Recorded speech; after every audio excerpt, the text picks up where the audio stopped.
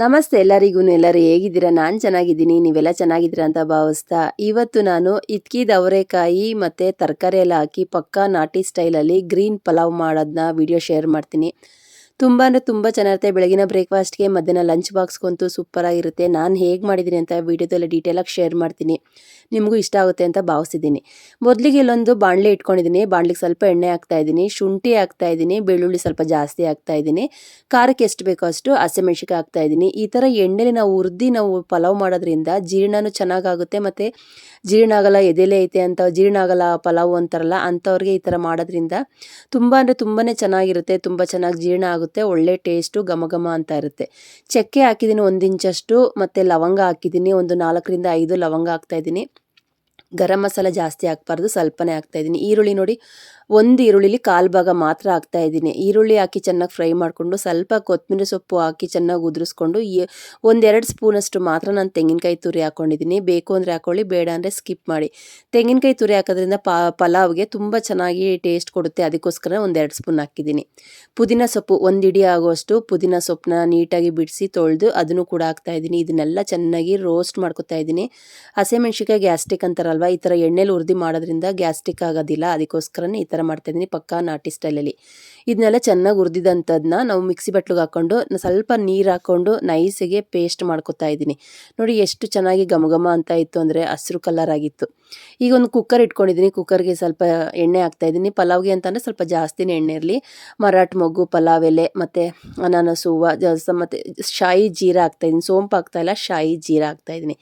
ಇದು ನೋಡಿ ಹಸಿ ಪಲಾವ್ ಎಲೆ, ಇಲ್ಲ ಅಂತಂದರೆ ಒಣಗಿರೋದು ಇರುತ್ತಲ್ಲ ಅದನ್ನು ಕೂಡ ಹಾಕೋಬೋದು. ಇದೆಲ್ಲ ಗರಂ ಮಸಾಲೆ ಎಲ್ಲ ಹಾಕಿ ಚೆನ್ನಾಗಿ ರೋಸ್ಟ್ ಆಗ್ತಿದ್ದಂಗೆ 2 ಈರುಳ್ಳಿನ ಉದ್ದುದ್ದ ಕಟ್ ಮಾಡಿ ಇಟ್ಕೊಂಡಿದ್ದೀನಿ. ಸಣ್ಣ ಸಣ್ಣದಾದರೆ ಒಂದು 3-4 ಹಾಕಿ, ದಪ್ಪದಾರೆ 2 ಹಾಕಿದ್ರೆ ಸಾಕು. ಈರುಳ್ಳಿ ಫ್ರೈ ಆಗ್ತಿದ್ದಂಗೆ ಕ್ಯಾಪ್ಸಿಕಮ್ ಹಾಕ್ತಾಯಿದ್ದೀನಿ. ಕ್ಯಾಪ್ಸಿಕಮ್ಮು ಆಪ್ಷನಲ್ಲೂ ಬೇಕು ಅಂದರೆ ಹಾಕ್ಕೊಳ್ಳಿ, ಬೇಡ ಅಂತ ಅಂದರೆ ಸ್ಕಿಪ್ ಮಾಡ್ಬೋದು, ಯಾಕಂದರೆ ಹಾಕೋದ್ರಿಂದ ತುಂಬ ಚೆನ್ನಾಗಿರುತ್ತೆ. ಮೇನ್ ಇದಕ್ಕೆ ನಾನು ಇದ್ಕಿದ ಅವರೆಕಾಯಿನ ಇತ್ತಕ್ಬಿಟ್ಟು ಹಾಕಿದ್ದೀನಿ. ಎಷ್ಟು ಚೆನ್ನಾಗಿತ್ತು ಅಂದರೆ ತುಂಬ ಚೆನ್ನಾಗಿತ್ತು. ಉಂಡೆ ಕಾಳು ಹಾಕೋದಕ್ಕೂ ಈ ಥರ ಇದ್ಕಿ ಮಾಡೋದಕ್ಕೂ ತುಂಬ ಟೇಸ್ಟ್ ಚೆನ್ನಾಗಿ ಬಂದಿತ್ತು. ಆಲೂಗಡ್ಡೆ ಹಾಕಿದ್ದೀನಿ, ಗೆಡ್ಡೆಕೋಸು ಹಾಕಿದ್ದೀನಿ, ಮತ್ತು ಬೀನ್ಸ್ ಹಾಕಿದ್ದೀನಿ, ಕ್ಯಾರೆಟು. ತರಕಾರಿ ಸ್ವಲ್ಪ ಕಮ್ಮಿ ಹಾಕಬೇಕು, ಇದ್ಕಿದ ಅವರೆಕಾಯಿನ ಸ್ವಲ್ಪ ಜಾಸ್ತಿ ಹಾಕಬೇಕು. ಅದರಿಂದ ಮಾಡಿರೋಂಥ ಪಲಾವು ತುಂಬ ಟೇಸ್ಟ್ ಜಾಸ್ತಿ ಚೆನ್ನಾಗಿರುತ್ತೆ, ಅದಕ್ಕೋಸ್ಕರ ಹೇಳ್ತಾ ಇದ್ದೀನಿ. ತರಕಾರಿ ಕಮ್ಮಿ ಹಾಕಿ ಇದ್ಕಿದ ಕಾಳನ್ನ ಜಾಸ್ತಿ ಹಾಕಿರೋ ಟೇಸ್ಟ್ ಚೆನ್ನಾಗಿರುತ್ತೆ.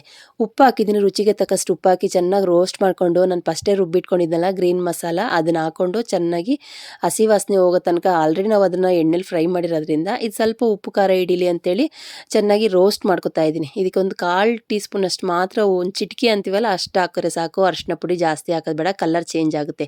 ಈ ಕಡೆ ಗ್ರೀನ್ ಕಲರ್ಗೆ ಸ್ವಲ್ಪ ಅರಿಶಿನ ಬಿದ್ದಾಗ ಕಲರ್ ತುಂಬ ಚೆನ್ನಾಗಿ ಕಾಣಿಸುತ್ತೆ, ಅದಕ್ಕೋಸ್ಕರನೇ ಹೇಳ್ತಾ ಇದ್ದೀನಿ.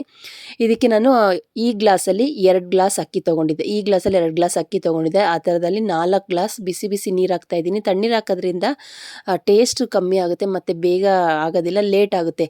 ಅದಕ್ಕೋಸ್ಕರನೇ ಪಲಾವ್ ಮಾಡಬೇಕಾದ್ರೆ ನೀರನ್ನ ಫಸ್ಟೇ ಕುದಿಸಿ ಇಟ್ಕೋಬೇಕಾಗುತ್ತೆ. 1-2 ಗ್ಲಾಸ್ ಅಕ್ಕಿಗೆ 4 ಗ್ಲಾಸ್ ನೀರು ಹಾಕಿದ್ದೀನಿ. ಚೆನ್ನಾಗಿ ಇದು ಕುದಿಬೇಕಾದ್ರೆ ಉಪ್ಪು ಎಲ್ಲ ಕರೆಕ್ಟಾಗಿದೆಯಾ, ಖಾರ ನಾವು ಹಸಿಮೆಣ್ಸಿಕಾಯಿ ಹಾಕಿರೋದ್ರಿಂದ ಖಾರ ಕರೆಕ್ಟಾಗಿರುತ್ತೆ. ಇಲ್ಲ ಅಂತಂದರೆ ಸ್ವಲ್ಪ ಅಚ್ಚ ಖಾರದ ಪುಡಿ ಹಾಕ್ಕೊಂಡ್ರೆ ಖಾರ ಬೇಕು ಅನ್ನೋರು ಇಲ್ಲ ಅಂತಂದರೆ ಹಸಿಮೆಣ್ಸಿಕಾಯಿನೇ ಹಾಕಿದ್ರು ಚೆನ್ನಾಗಿರುತ್ತೆ.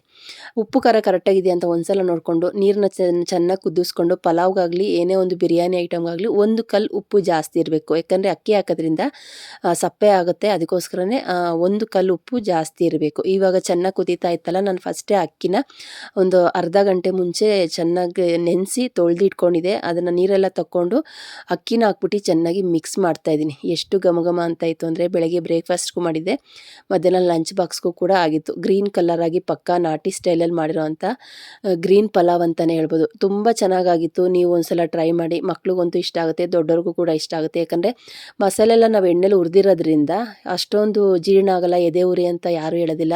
ಎಣ್ಣೆಲಿ ಫ್ರೈ ಮಾಡಿರೋದ್ರಿಂದ ಗ್ಯಾಸ್ಟ್ರಿಕ್ ಅನ್ನೋದೆಲ್ಲ ಬರೋದಿಲ್ಲ. ನೋಡಿ ಎಷ್ಟು ಚೆನ್ನಾಗಾಗಿತ್ತು ಅಂದರೆ, ತುಂಬ ಚೆನ್ನಾಗಿ ಕಲರ್ ಕೂಡ ಬಂದಿತ್ತು. ಗ್ರೀನ್ ಕಲರ್ ಪಕ್ಕಾ ನಾಟಿ ಸ್ಟೈಲಲ್ಲಿ ಮಾಡಿರೋಂಥ ಇದ್ಕಿದ ಅವರೆಕಾಯಿ ಹಾಕಿ ಮಾಡಿರೋಂಥ ಪಲಾವು ಸೂಪರಾಗಿ ಬಂದಿತ್ತು. ನೀವು ಒಂದ್ಸಲ ಟ್ರೈ ಮಾಡಿ, ಹೇಗೆ ಬಂತು ಅಂತ ನನಗೆ ಕಮೆಂಟ್ ಸೆಕ್ಷನಲ್ಲಿ ಹಾಕಿ. ನೋಡಿದ್ರಲ್ಲ ಫ್ರೆಂಡ್ಸ್, ಬೆಳಗ್ಗೆ ಬ್ರೇಕ್ಫಾಸ್ಟ್ಗೂ ಆಗುತ್ತೆ, ಮಧ್ಯಾಹ್ನ ಲಂಚ್ ಬಾಕ್ಸ್ಗೂ ಆಗುತ್ತೆ ಅಂತೇಳಿ ಈ ರೆಸಿಪಿನ ಶೇರ್ ಮಾಡಿದ್ದೀನಿ.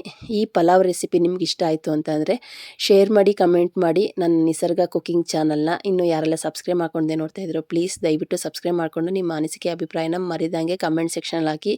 ಈ ರೆಸಿಪಿ ಇಷ್ಟ ಆಯಿತು ಅಂತಂದರೆ ನಿಮ್ಮ ಫ್ಯಾಮಿಲಿ ಫ್ರೆಂಡ್ಸ್ಗೂ ನನ್ನ ವೀಡಿಯೋನ ಶೇರ್ ಮಾಡಿ.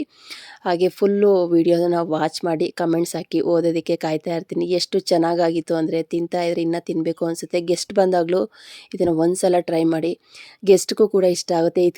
ಇದ್ಕಿದ ಅವರೆಬೇಳೆ ಅಂದರೆ ಯಾರಿಗೆ ಇಷ್ಟ ಆಗಲ್ಲ ಹೇಳಿ, ಎಲ್ರಿಗೂ ಇಷ್ಟ ಆಗುತ್ತೆ. ಅದು ಹಸಿ ಅವರೆಕಾಯಿ ಸೂಪರಾಗಿ ಬಂದಿತ್ತು. ಹೋಗಿ ಬರ್ತೀನಿ. ನಮಸ್ತೆ, ಬಾಯ್ ಬಾಯ್ ಫ್ರೆಂಡ್ಸ್.